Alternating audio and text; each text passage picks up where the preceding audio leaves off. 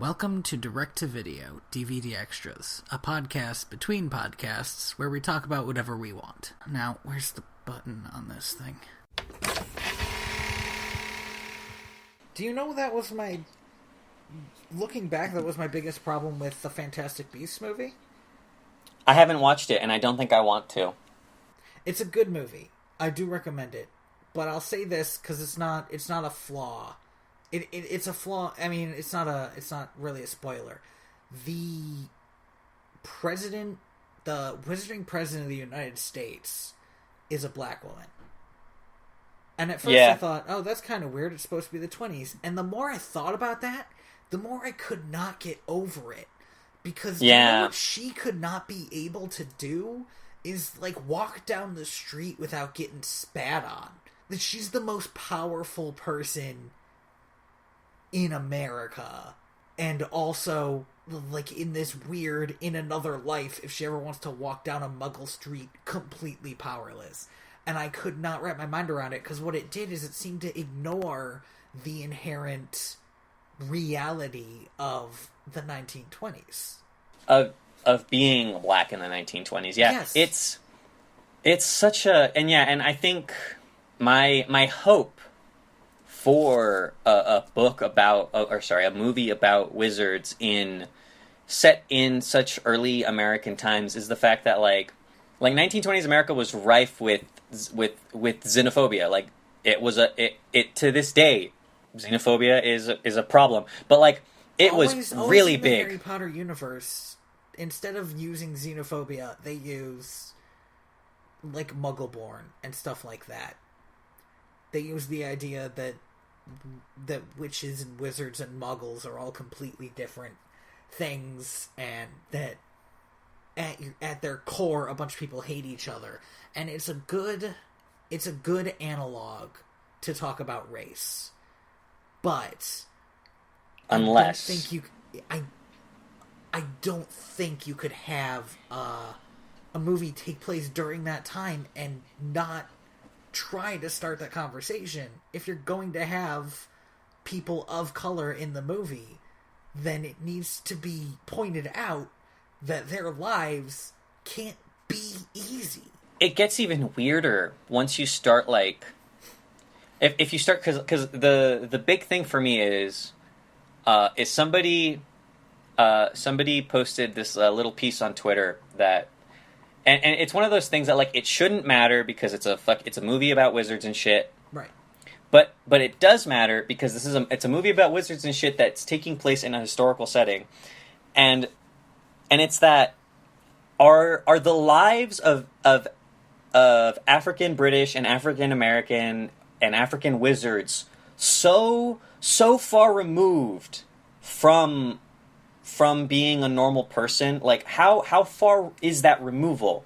Because it wasn't. These people must have Muggle parents. What do they do? How do you reconcile with the fact that your parents live less than human living conditions, or even then, like a king? Like, really, I'm gonna look up this because I'm thinking of it not being that far away, because it's set in the 1920s, right? Yes. That's 60 years from the Civil War, and like that's maybe 2 generations ago. If you are an African wizard, you might have had slave parents. Like that's so like no, if you're an African wizard, apart. If you're an African wizard. An African American wizard. Wizards can live for a long time. If you're an African American wizard and it happened 60 years ago, there's a decent chance you were there. And it just falls apart. Ugh. It's one of those things that, like, kudos to this movie for having an African American woman in a position of power. I guess here's my main problem. This was always my main problem with this movie. It never felt like an American movie. And I think that's it. I think that if you start to look too closely, the idea that it's historical is just like window trimmings. Yeah. It's just to make it look nice. It's not because it makes any sense. And it doesn't add to the story, I don't think. No, well, it had to be historical because she had established that this person existed in the past in the original Harry Potter movies. Well, I mean, it never needed to be in America, though. She could have done it anywhere else, and we wouldn't have had to have this conversation. Well, it's anywhere else. Well, I mean, I was going to say it's possible that she could have that she should have had it set, at least to some extent, in Britain, because that's a setting that she is comfortable writing in. She's not only she's very good at writing with British history and British folklore, but there was almost none of that in this movie that took place in America. The one thing was the Thunderbird was in this movie, and the Thunderbird is very American. But other than that, there just wasn't a lot that screamed American to me. Yeah, I respect J.K. Rowling a lot as a book author because of how in tune the Harry Potter books were with British history. From what I could tell, I'm not a British person, so I can't speak to how well in tune they are. But from what I heard from people who are British, it was pretty damn spot on. I read a book called Tamsin. And Tamsin, it's written by Peter S. Beagle, who wrote The Last Unicorn. Yeah. It's about a girl who has to move to England. And when she moves to England, she meets a ghost, and she meets a boggart, and she meets a big black dog that when it appears, it means danger's coming. And she sees all this stuff that I hadn't really realized was just English stuff. That I know from Harry Potter. And I loved reading that book because suddenly the Wild Hunt was its own thing. Oh, man. And suddenly, the idea of, like, a painting with a soul is its own thing. And stuff like this.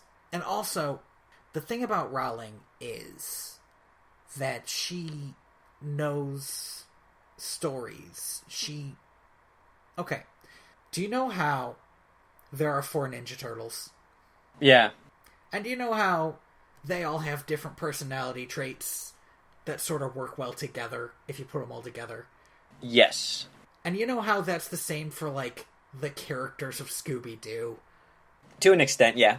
Writing like that, people have done it by accident for forever. Yeah. And she did that on purpose. And you can tell when somebody does it on purpose because they think through it so much more. But if you write it on purpose, people respond to it without realizing why.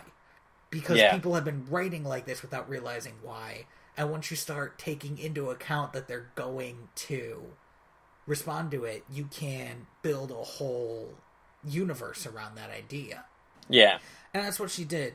She did that, and also, like, The Last Airbender does that with the 4 elements. Another TV show that I have not watched. Really? Well, okay. Oh, so you told me about this. Yeah, we've talked about this. You saw, like, the first and last episode. And not in that order, but yeah. You saw the last and first episode? So I watched the series finale of the show, and I was like, "Holy shit, that was amazing! I can't wait for more of this show." And my cousin said that was it, and then Nickelodeon was like, "And now we're gonna marathon all of Avatar: The Last Airbender starting now." And so I watched the first episode. Okay. And then later, I think like my freshman year of college, I tried to watch The Last Airbender from the beginning, and I got pretty far into the first season before kind of just resigning myself to the fact that it's kind of hard to be satisfied with character development when you already know how long it's going to take for them to get to that awesome thing you saw. Like, fuck, it's so hard. I ruined that series for myself. Oh, that's too bad. It's a really fun series. I know. It's a really fun series, and more importantly, it's cleverly written, partially because of these really old, like, I'm talking ancient Greece, and even before that, character tropes that humans just respond to. Yeah. It's... I just... There's always... I don't know, like... I can really respect writers who are able to on purpose manipulate the those well kind of ingrained tropes. Mm-hmm. It's one of the reasons why I'm like 90% sure that George Lucas wasn't actually sure with what he was doing, and that he just kind of accidentally happened to make Star Wars a perfect hero's journey. You think he accidentally wrote the perfect hero's journey? I think he allowed the person writing his script to make a hero's journey. I don't think George Lucas understood why it worked. Okay, that's because remember, George Lucas wrote an outline for like 9 movies, and then I think at the time his wife pared it down into the first 2 movies, and she didn't work on the third movie. That's another one. That's why people respond to Star Wars, because Star Wars Episode 4 and Star Wars Episode 7 are both the perfect hero's journey, beat for beat. Which was the point of Episode 7. Which is one of the things I was like, oh, that's kind of okay. I can get behind this, but it's a little on the nose. It was on purpose, like derivative of the original Star Wars. It's one of those weird things, I think, where I truly believe that The Force Awakens is meant to be kind of a soft reboot of Star Wars. That kind of makes sense. Have you ever played? Have you ever played the Old Republic games? Knights of the Old Republic? I started playing Knights of the Old Republic 2 way back when. Uh-huh. And I liked it, but I couldn't physically play the game because it kept crashing so much. Rip in peace, that game.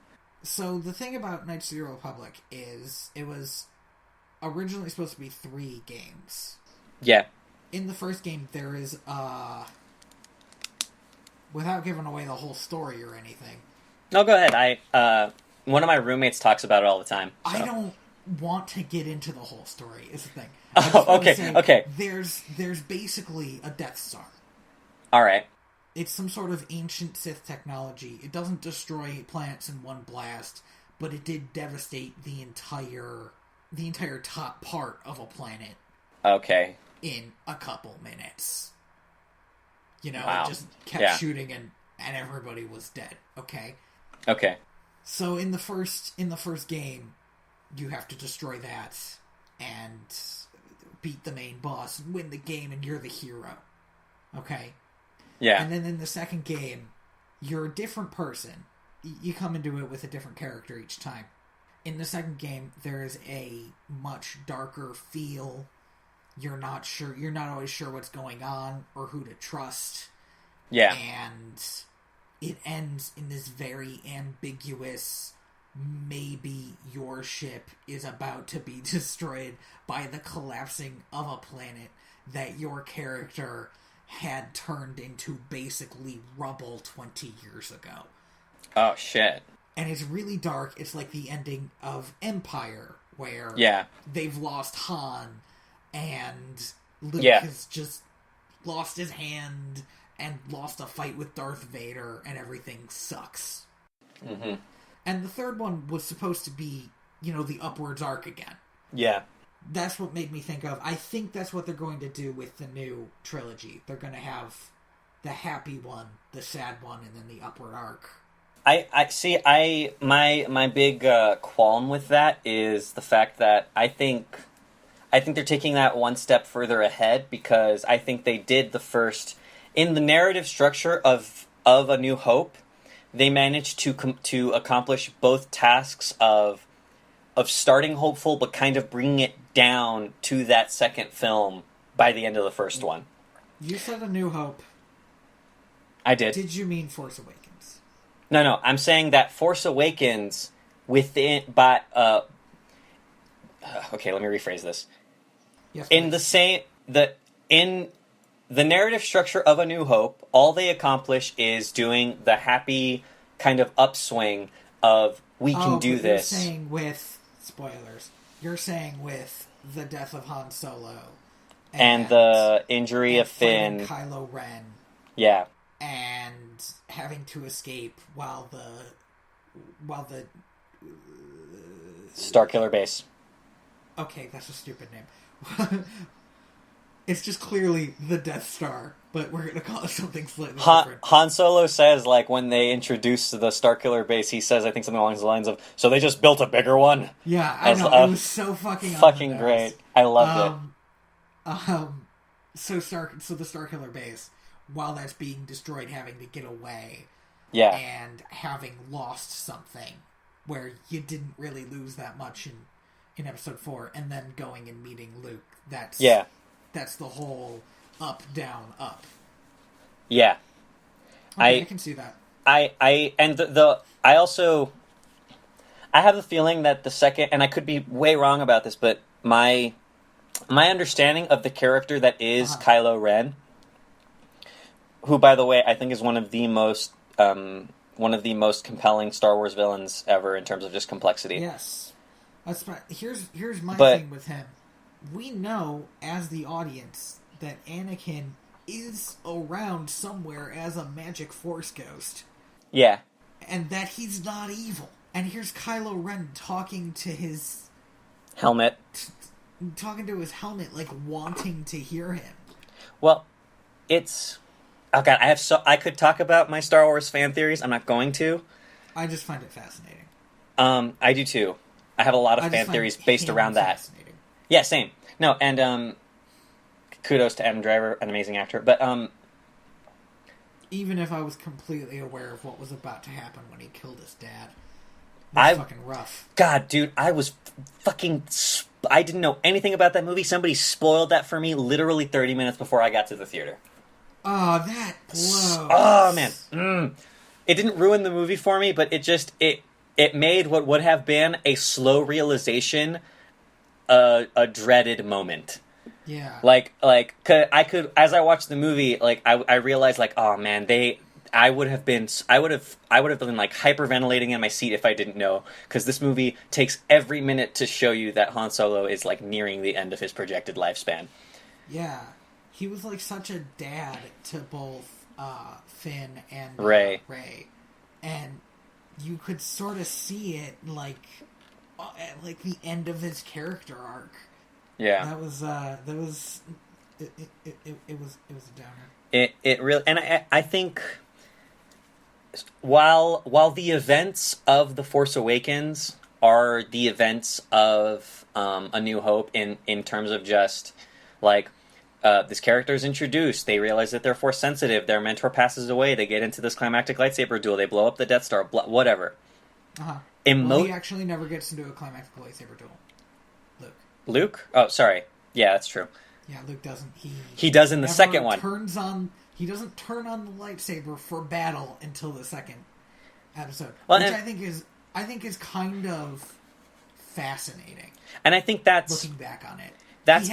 He had that stupid thing the whole time. He could have cut a hole in the Death Star to like get into a different room or to get out of the trash compactor or all this other stuff. He could have used it during any of the firefights, but he didn't, because he didn't like know what he was doing. Yeah, well, he doesn't have the he's not the hero yet. He's not the hero yet, exactly.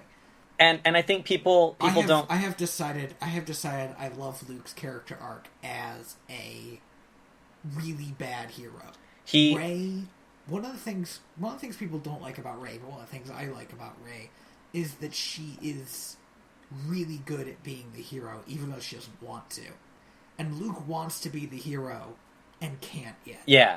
Well, I mean, I think if you want to see a Luke character in this movie series, in The Force Awakens, you have to look at Finn, because Finn wants to be a good person, he just doesn't know how to be one. Yeah, but Finn is also, like, super good at just fighting. Yeah.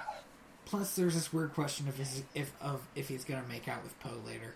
Which, even though he's super into Rey. Really? I don't think so. I don't know. You don't? No.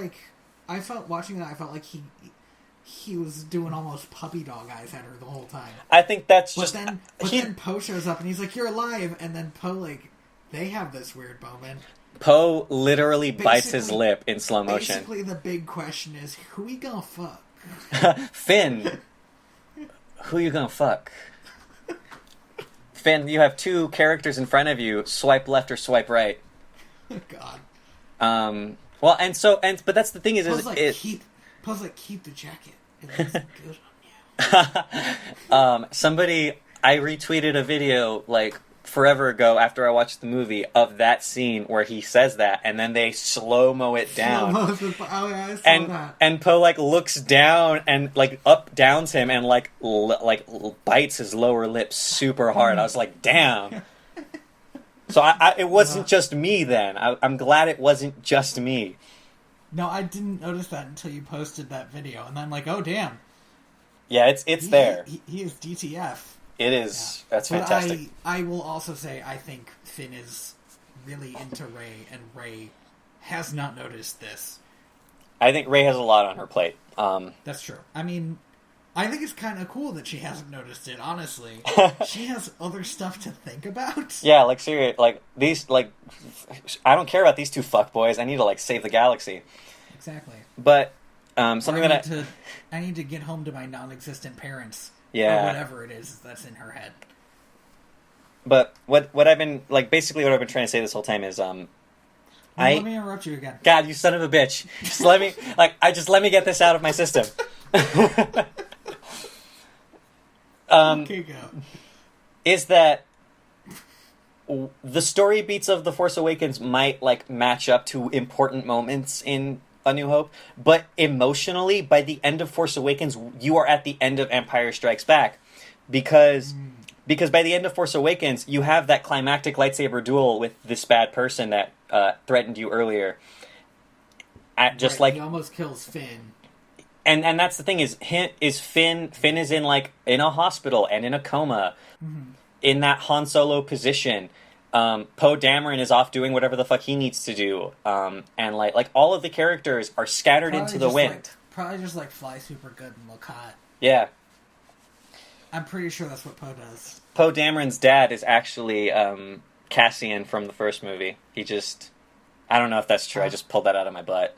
I don't understand that joke you made, but I don't think it is true. I actually think his parents... I remember reading a Star Wars comic a while back. I think his parents are, original new characters. Okay. Which is interesting.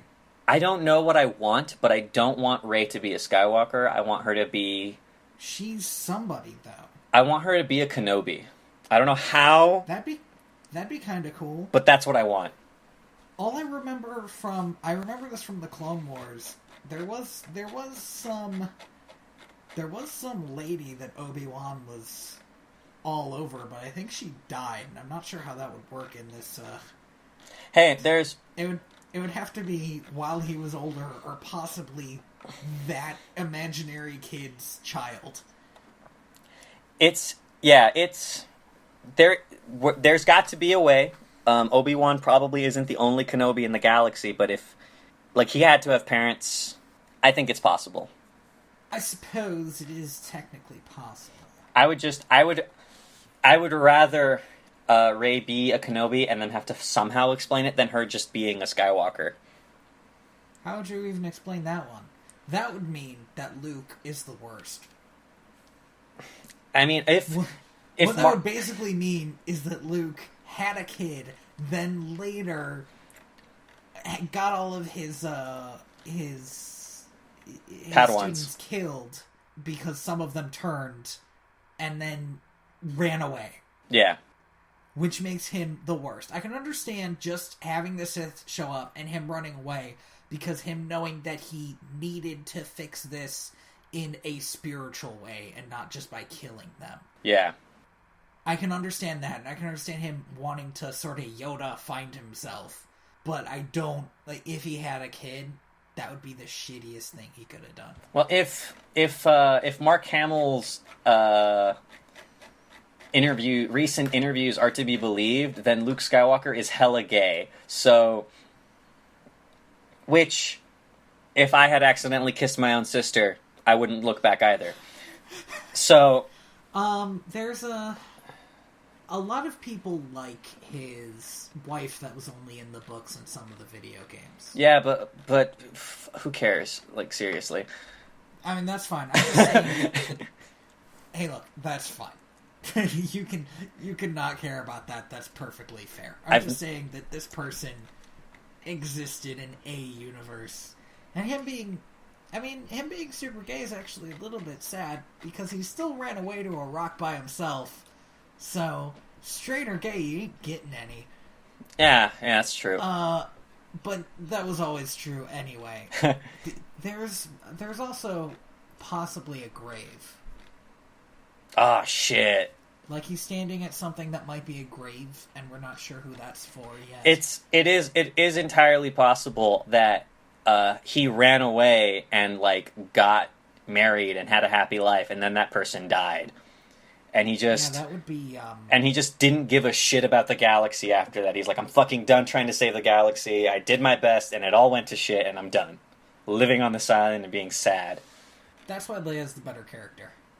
I like the arc that has Luke, this person who tried so hard to be the hero and then accomplished it, falling from that grace.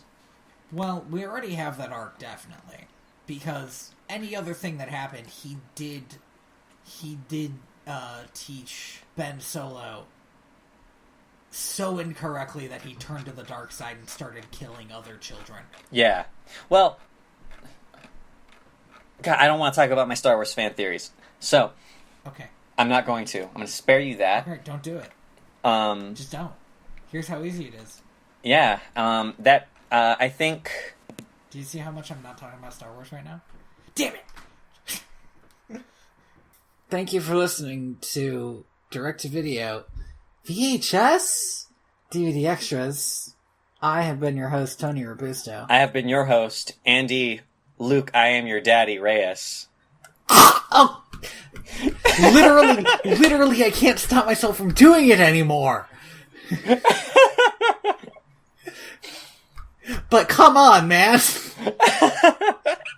I was going to say, do not choke, but then I couldn't remember what the third word was. I was like, it's not ambitions. Shit, hurry, come up with something else. Aspirations. But... Oh, man, I'm sorry. Just get it out of your system. Jesus. Okay. You good? I am so sorry. That was not the reaction I expected or wanted. Oh, man. As always, you can find us at direct2.video. You can find me on Twitter at royalty_Valens. The underscore is important. And, jeez. And you can find me on Twitter at theaterbets with an ER. And, while you are on the internet, anywhere on the internet, doesn't matter where, you can leave us a 5-star rating and review. Just, type that into Google. Leave us a 5-star rating and review, and presumably something will come up. That's how the internet works. Yeah, iTunes, Google Play, we don't care, just give us that review. The Google Play actually had a weird problem where it was still playing from our SoundCloud one, which only had 2 episodes on it. But I fixed it. It just took a while. That's good. Oh, and all those links are actually on Direct-to-Video now. If you want to go over there and just click them, you can do that. There you go. Yeah, that's right. Synergy. Yeah, for the first time ever, I would like to thank Lee Rosevere for the theme from Penguins on Parade off of Music for Podcast 3. Sure. Lee Rosevere is a dude. I just looked this up. Male. Uses masculine pronouns. It is a nice theme song, and you can fucking read about that in the description if you're so up on it. If you're so inclined, yeah. Yeah. What are you doing? But, I'll tell you what I'm doing. I am the ghost of John Smith. Oh, goddamn. Perfect!